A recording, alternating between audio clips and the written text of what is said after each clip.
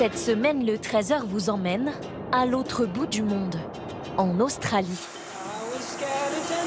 Au pays des kangourous, nous voyagerons toute la semaine à travers les plus beaux paysages de l'île continent, à la rencontre de ceux qui les découvrent, s'y installent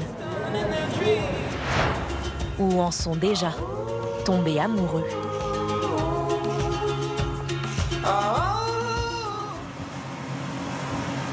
Le premier épisode de cette semaine australienne nous emmène au large, à la découverte de la plus célèbre des merveilles d'Australie. Bienvenue sur la Grande Barrière de Corail. Ici, c'est un petit snorkel qui s'appelle Turtles, parce qu'il y a beaucoup de tortues. On va essayer, j'espère qu'on va trouver des tortues. Ça va être le but. C'est promis. Ou pas. Clémentine Attanasio accompagne cette famille de Français originaires des Deux-Sèvres.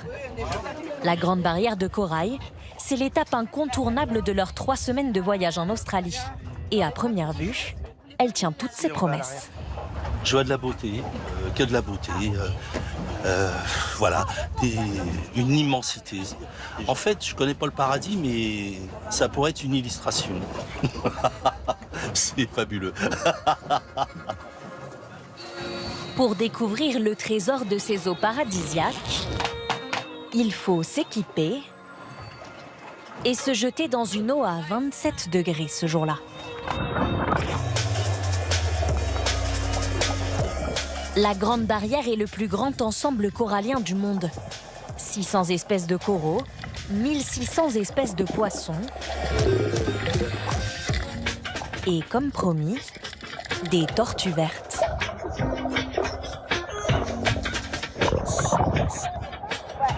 Magnifique, c'est bon, on l'a eu. Chose promis, chose due, la tortue était là. Y a pas ça dans les Deux-Sèvres? Non, dans les Deux-Sèvres, il y a le marais Poitevin. Ah ouais, Avec venez au les marais silures. Poitevin, là, c'est intéressant. Et on verra pas des coraux, de poissons colorés comme ça. La Grande Barrière de Corail attire chaque année plus de 2 millions de visiteurs. C'est ce qu'a bien compris Michael Le Chalier. Ce Normand a jeté l'ancre en Australie il y a 14 ans pour y fonder son agence de voyage. Je pars tester une nouvelle activité pour mes clients que je n'ai jamais testé ici à Cairns pour pouvoir leur offrir la même expérience quand ils viennent ici en Australie. Il propose à ses clients francophones une multitude d'activités. De la plongée à l'hélicoptère, il doit tout tester. Regarde-moi ce petit atterrissage tout en douceur là. C'est parti. On arrive au-dessus de la Grande Barrière de Corail. On a vraiment une bonne visibilité. La Grande Barrière s'étend sur plus de 2500 km, le long de la côte est australienne. Les dimanches matins étaient comme ça serait pas mal, non? C'est à couper le souffle. Et ouais, je vais définitivement le proposer à mes clients. La survolée permet de réaliser l'étendue de cet écosystème. Des milliers de récifs coralliens se dessinent sous la surface. La vue du ciel de la barrière de corail est complètement unique au monde. Et la voir vue d'en haut, ça change toute la perspective. Les couleurs sont différentes, les formes sont différentes. Et je pense que c'est important de préciser aussi que les Australiens sont très dans la protection de l'environnement. Donc ils protègent vraiment le joyau de la nature et ça c'est super. Le cœur de cet effort de préservation, le voici. L'Institut australien des sciences maritimes, le plus grand laboratoire de recherche sur les coraux au monde. Comment se portent les coraux? Le docteur Matthew Nitschke travaille sur l'adaptation de la Grande Barrière de Corail au réchauffement des eaux. Il développe une piste prometteuse, des microalgues qui vivent en symbiose avec les coraux et leur donnent l'énergie dont ils ont besoin pour survivre.